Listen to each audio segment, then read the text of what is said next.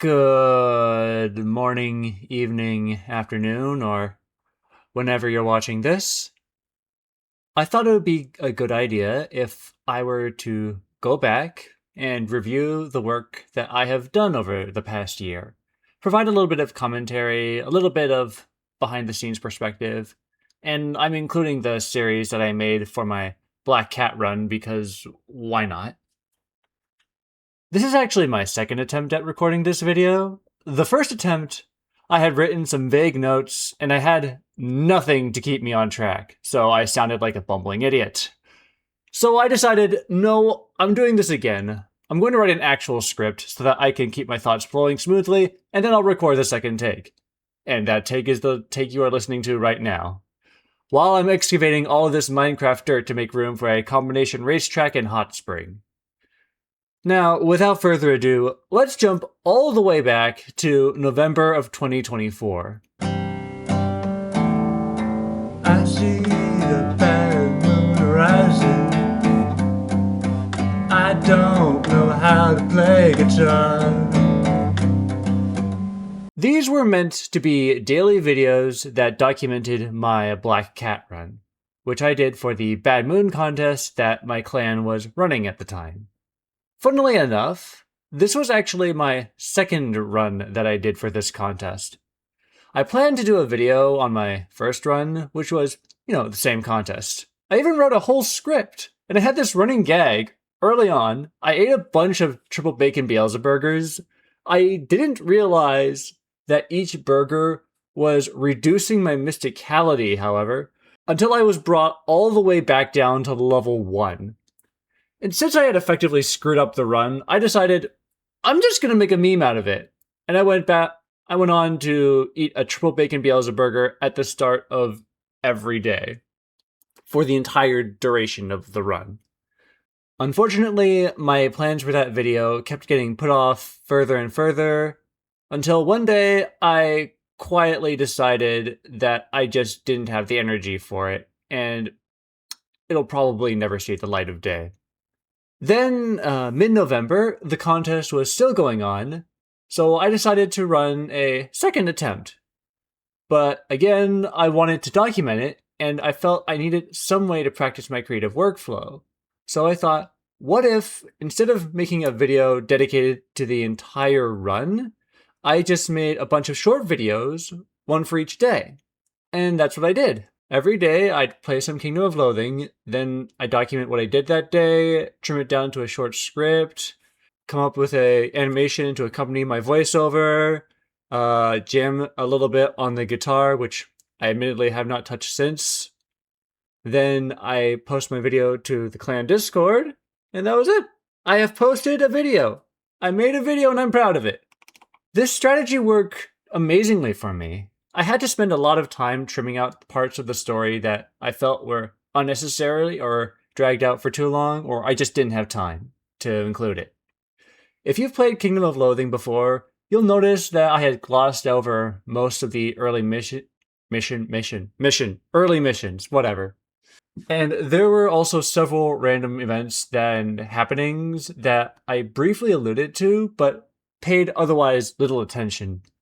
Actually, there was one scene that I had to cut out of day 2, and I'm still really sad about it. On that day, the Time Rift appeared, and when you go into the Time Rift, it'll take you back in time to the Kolo Wars, which is pretty much exactly what you think it is. I was going to have a scene in which my character would wake up after falling through the rift, and he'd see that he was standing in the middle of a battlefield, with blue and red soldiers charging towards each other, gunshots ringing through into the open field, all that fun stuff. I made this soundscape to accompany the all-out war that was going to be going on. It would have been amazing. So I was originally planning to play the soundscape here so that you'd hear it, and you could imagine the war that was going on and the scene that I never drew. But turns out I seem to have lost the original file, so never mind, I guess. Unfortunately, I ran out of time. So I removed the whole war scene altogether and replaced it with a single title card that said, "Sometime later." Well, that just happened. Things began to fall apart on later days when I had many things happening at once. I grew less certain of what I could or couldn't skip over, and more uncompromising of my own creative vision.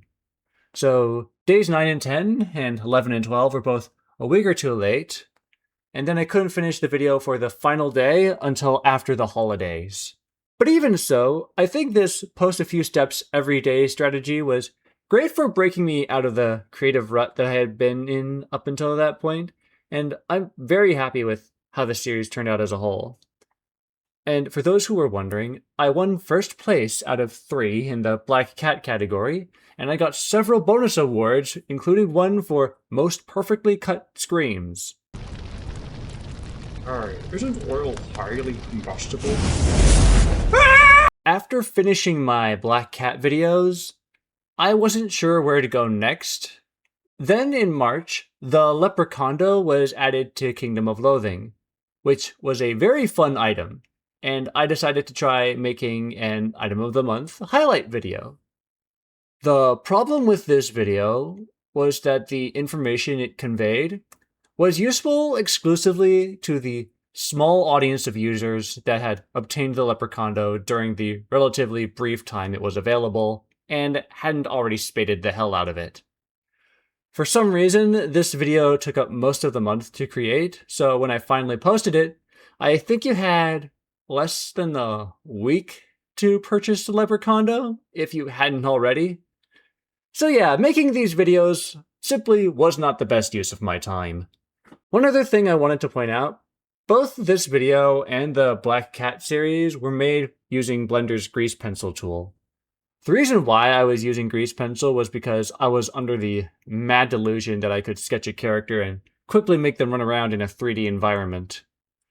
However, Grease Pencil works on a limited vector-based system, which I found annoying to make my stick figure animations look the way I wanted them to.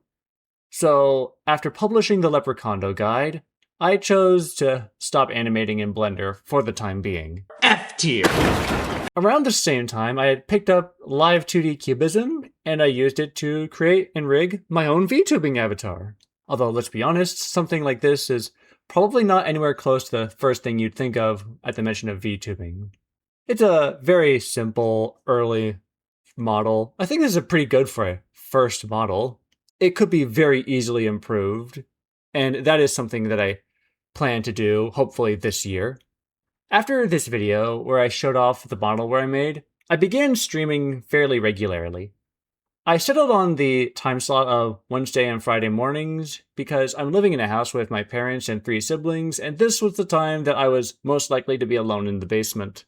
Perhaps it's not the best time slot, but to be honest, I was less interested in the activity of streaming and more in using it as an excuse to clear out my ever-growing backlog of games. Then in May, the Paradox of Peril was released. I already knew that making Item of the Month videos was not the way to go. Rather, this video was an excuse to experiment with using footage of my VTuber model in combination with the assets that I had drawn in GIMP.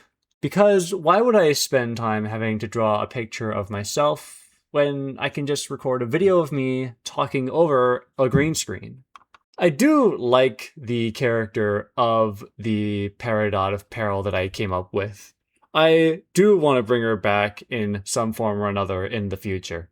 I should have never watched Steven Universe. Sometime later, I made a video for the alpha version of Voima, which, not that I regret making it, it's just that I went into the demo with higher expectations than I should have.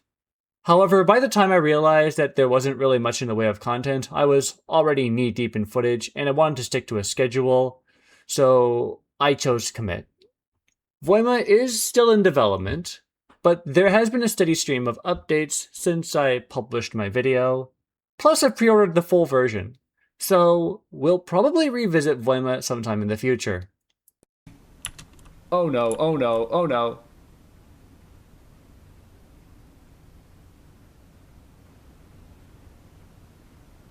Amazing.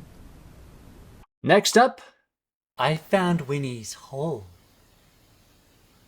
Would you like to see Winnie's hole? another video on a game demo, and this was one of my best performing videos in a while. Probably thanks to the sus sounding title and the not exactly helping the case thumbnail. The style of editing that I used was partly inspired by both Bricky and Martin Pants, both of whom make great videos that you should probably check out if you haven't already. I had a lot of fun with this video. This is the exact kind of gaming content that I wanted to make. Gameplay, commentary, gags, funny edits, some comedic sketches sprinkled in, the works. Nothing personal. I've already affirmed my appreciation for this game, and I can't wait for the full version to be released, so that I can fully explore the depths of Winnie's hole. Wait, no, that came out wrong. The next video that I uploaded was a minute-long sketch based on true events in Kingdom of Loathing. After our clan had cleared out Hobopolis, the clan leader asked if someone could pulverize some of the extra loot that hadn't been distributed to clan members. I happened to be online at the time, so I volunteered for the job. This was my first attempt at a short and simple sketch-based comedy. It was completely incidental, and I loved making it, though I did get a bit lazy when I was figuring out how to animate me pulling loot out of the bag. I think the obvious takeaway is that I should focus on making short videos like this, especially if I want to keep to a schedule.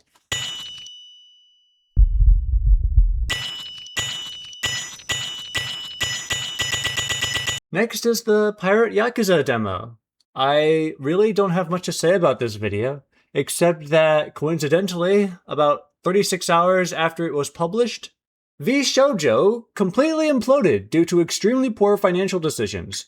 Which is to say, I wish I had chosen a different image of Keisan. Dude!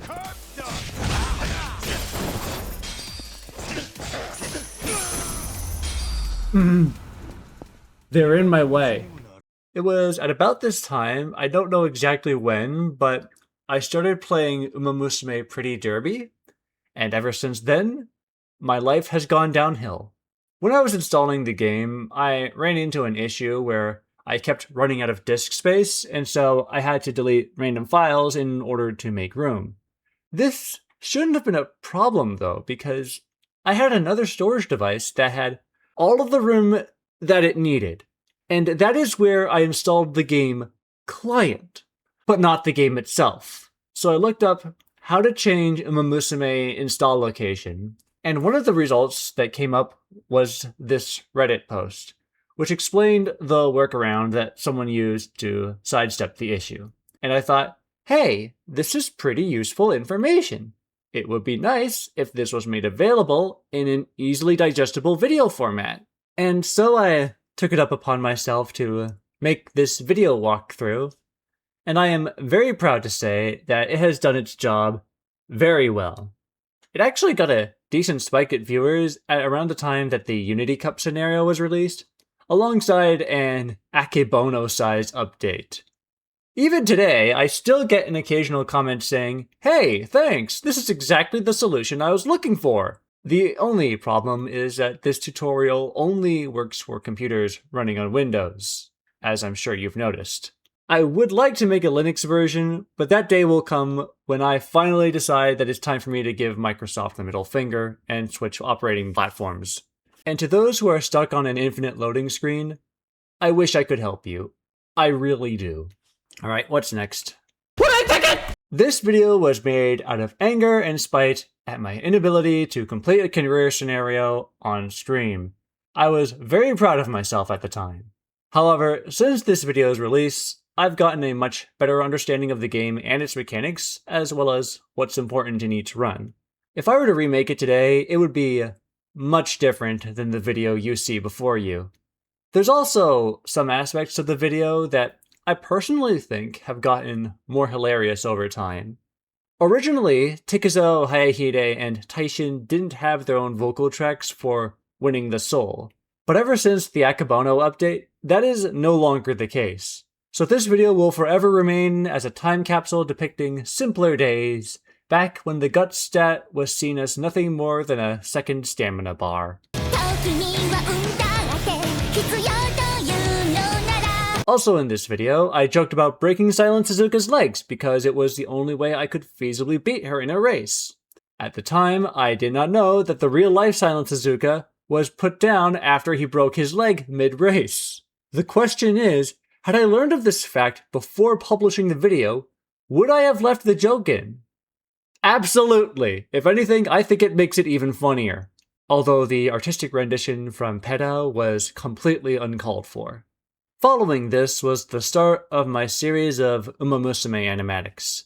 See, I had the idea of making short animatics based on scenes and interactions from the game, but because I was lazy and I didn't want to spend time drawing full body characters, though I suppose I could have gotten away with a reasonably sized blob. Since I had made the loot smashing sketch not too long ago, I had the thought, hey, why not just draw everyone as a stick figure? And this video with Matekane Fukukitaru was the result of my then newest experiment. The thing is, I originally had a completely different ending in mind, which I'm going to show to you now. Now prepare yourself for my happiness eye beams! I hope this makes you happy. I would kill for you. Please don't do that.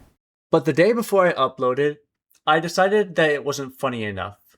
I thought it was too expected? Simpish?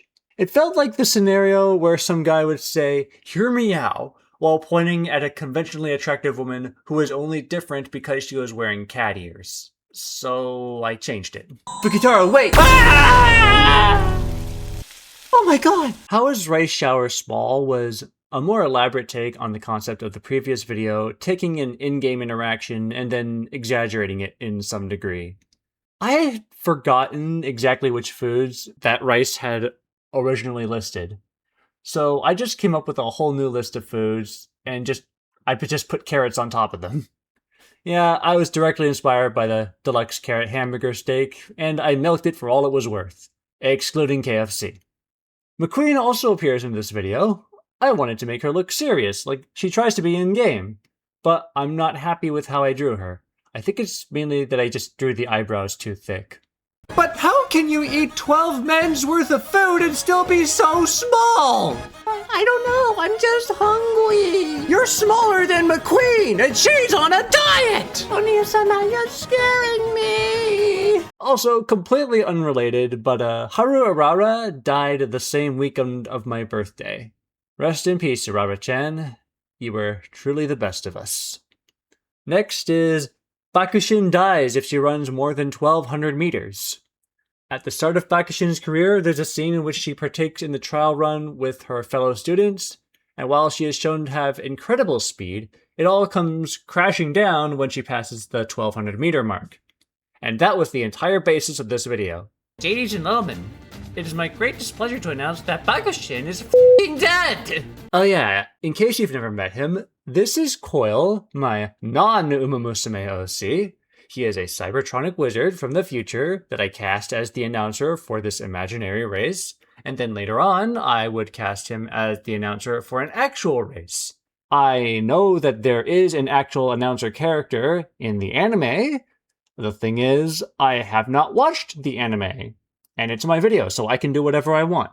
Did you know that Daiwa Scarlet can unlock a skill called Killer Tunes? When I learned this, I was taken slightly aback. It's like you had a grass-type Pokemon, and one day you discovered that it can learn Flamethrower.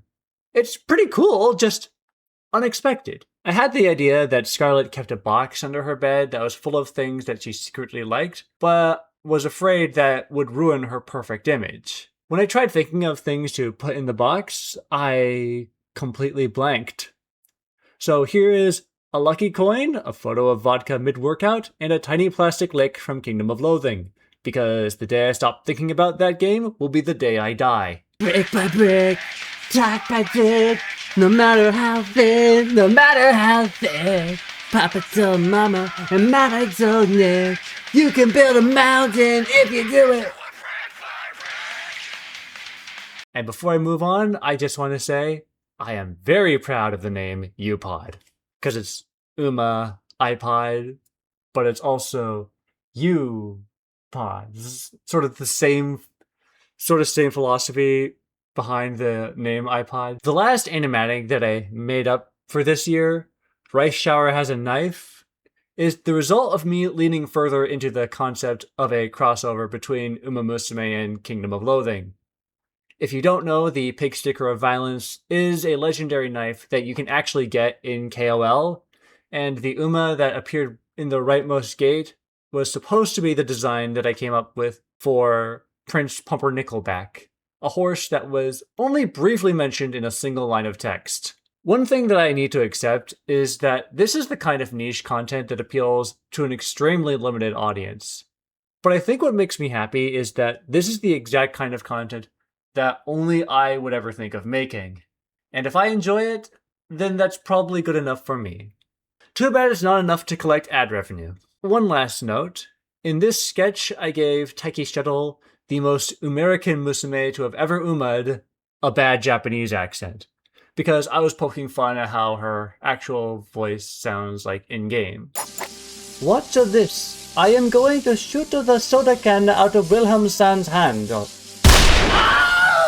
I mean no disrespect on her voice actor, she's obviously doing her best, but Taiki Shuttle's voice sounds less like a girl who was born and raised in the state of Texas, and more like a Japanese girl who learned a few popular English phrases by watching videos on YouTube. I was afraid that someone was going to call me out over Taiki Shuttle's voice, but if anyone has noticed, they haven't cared enough to say anything. Finally, we have Eternal Darkness, I think. Parts 1 and 2. Here, this is the heart of Mancharoth. Whatever you do, do not let it fall into the hands of Augustus Gloop, else your world shall be doomed. Can you at least tell me where the exit is? No. Alright, cool. For those videos, I took a bit more inspiration from Martin's work, taking my past live streams and cutting them down into comedic highlight reels with additional gags thrown in. Though I'll admit, there might have been a few spots where inspiration was glaringly obvious. To find the briefcase, I would have to scour the entire map. Every little nook, every cranny. Oh, look, there it is. I made sure to keep an eye out for an emerald effigy. I searched every nook, every crate. It's right in the middle of this barrier that's blocking the path forward. This was supposed to be one large video, but I kept underestimating the amount of time it would take for me to work on it. So I decided to split it into 2 parts. However, I felt like I needed some way to tie the 2 videos together because, for some reason, simply labeling them Parts 1 and Part 2 was not enough. So I came up with the idea to try and recreate the Pillar of Flesh in Minecraft. Did this make any sense? Was this necessary? Absolutely not. Will I do anything like this ever again? Probably yes. And that is it. That's all I have to say about every video that I released over the past year, plus the Black Cat series, and excluding the videos that I did not mention because I had nothing to say about them. To those of you who are still watching, thank you very much for your time. It means a lot to me. And now that we're in 2026, expect more videos from me in the near future. Bye-bye.